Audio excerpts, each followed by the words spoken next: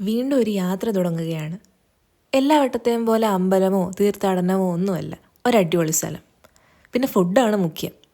ഇപ്പോൾ ഈ ലഞ്ചൊക്കെ കഴിച്ച് സമാധാനത്തോടെ പോകാൻ പറ്റിയ ഒരു അടിപൊളി സ്ഥലം. അതെ, നമ്മുടെ കൊല്ലം ജില്ലയിലുള്ള സാമ്പ്രാണിക്കൊടി.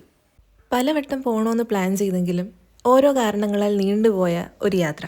ഞങ്ങൾ ടെർമിനൽ 1 കാറ് പാർക്ക് ചെയ്തത്. അവിടുന്ന് ടിക്കറ്റ് എടുത്ത് ബോട്ടിൽ കയറി നമ്മുടെ പ്രധാന സ്പോട്ടായ തുരുത്തിലേക്ക് ഞങ്ങളെ എത്തിച്ചു. അവധി ദിവസം ആയതുകൊണ്ട് അത്യാവശ്യം നല്ല തിരക്കും ഉണ്ടായിരുന്നു. പിന്നെ ഞങ്ങൾ വന്ന സമയം ഏകദേശം 2:30 ആയതുകൊണ്ട് വന്നപ്പോൾ കുറച്ച് വെയിലുണ്ടായിരുന്നെങ്കിലും പിന്നീട് അങ്ങോട്ട് നല്ലൊരു ക്ലൈമറ്റ് ആയിരുന്നു. ഇനി ഈ തുരുത്തിനെ പറ്റി പറയാം. നമ്മുടെ കൊല്ലം ജില്ലയിലെ പെരുമൺ കായലിൻ്റെ സൗന്ദര്യത്തിൽ ഒളിഞ്ഞു കിടക്കുന്ന ഈ ഒരു സ്പോട്ട് ഒരിക്കലെങ്കിലും വന്ന് കാണേണ്ട ഒരു അടിപൊളി സ്ഥലമാണ്. എന്നെപ്പോലെ വാട്ടർ പാർക്കൊക്കെ ഇഷ്ടപ്പെടുന്ന ഒരാളാണെന്നുണ്ടെങ്കിൽ എത്ര സമയം നിങ്ങളിവിടെ ചിലവഴിച്ചാലും നിങ്ങൾക്ക് തിരിച്ചു പോകാൻ തോന്നില്ല. ചുറ്റും വെള്ളത്താൽ ചുറ്റപ്പെട്ട ഒരു കൊച്ചു സ്വർഗം എന്നൊക്കെ വേണം നമുക്ക് പറയാം. വൈകുന്നേര സമയവും സൂര്യാസ്തമയവുമാണ് ഇവിടുത്തെ പ്രധാന ആകർഷണം എന്ന് പറയുന്നു.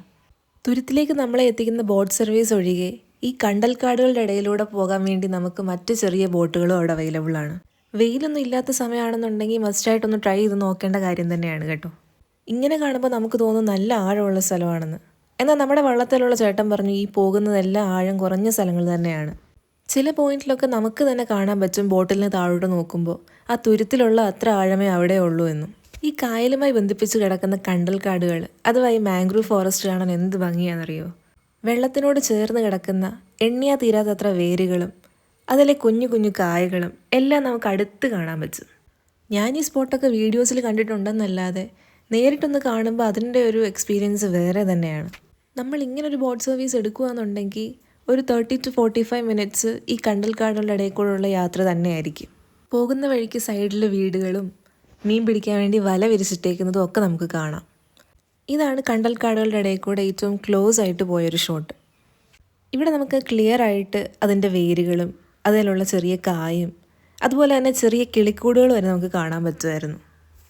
ഈ വ്യൂ ഒക്കെ ഒരു വട്ടമെങ്കിലും ഇവിടെ വന്നു കഴിഞ്ഞാൽ എക്സ്പീരിയൻസ് ചെയ്യേണ്ടതാണെന്ന് എനിക്ക് തോന്നുന്നു. പിന്നെ വെയിൽ മാത്രം ഒന്ന് ശ്രദ്ധിച്ചാൽ മതി. കുറച്ച് വെയിൽ താഴ്ന്നു നിൽക്കുന്ന സമയം നോക്കി വരുവാണെന്നുണ്ടെങ്കിൽ ഇതിൽ അടിപൊളി വ്യൂ ആയിരിക്കും കിട്ടുക. പിന്നെ തുരുത്തിൽ നിന്നുള്ള ഈ ഒരു ബോട്ട് സർവീസ് പെർ ഹെഡ് 100 രൂപ വെച്ചായിരുന്നു ഞങ്ങൾക്കായത്. ഒരു 30 to 35 മിനിറ്റ്സ് ഒക്കെ ആയിരിക്കും ഇതുണ്ടായിരിക്കുക. പിന്നെ വീണ്ടും നമ്മളെ തുരുത്തിൽ തന്നെ കൊണ്ടുവിടും. പിന്നെ കുറേ നേരം അവിടെ സ്പെൻഡ് ചെയ്യായിരുന്നു. അപ്പോഴേക്ക് വെയിലൊക്കെ മാറി ചെറിയ മഴ മൂടലൊക്കെ വന്നു. ഒരു 4 മണിയൊക്കെ കഴിഞ്ഞപ്പോഴേക്ക് നല്ല തിരക്കുണ്ടായിരുന്നു. അതാണ് ബെസ്റ്റ് ടൈം എന്നാണ് പറയുന്നത്, ഒരു 4 to 6. പിന്നെ കുറേ ചേച്ചിമാരവിടെ ഓരോ സാധനങ്ങൾ വിൽക്കുന്നുണ്ടായിരുന്നു, ഈ ഉപ്പിലിട്ടതും അതുപോലെ കപ്പയും കക്കയും ഒക്കെ ആയിട്ട്. പിന്നെ റെസ്റ്റ് എടുക്കാനായി മരത്തിൻ്റെ ചില്ലകളും അതുപോലെ തന്നെ ചെറിയ ബെഞ്ചുകളും ഒക്കെ അവിടെ ഇട്ടിട്ടുണ്ട്. അങ്ങനെ കുറേ സമയം അവിടെ സ്പെൻഡ് ചെയ്ത് കുറേ നാളത്തെ ആഗ്രഹം നടന്നതിൻ്റെ സന്തോഷത്തിൽ ഞങ്ങൾ തിരിച്ച് ബോട്ടിൽ കയറി.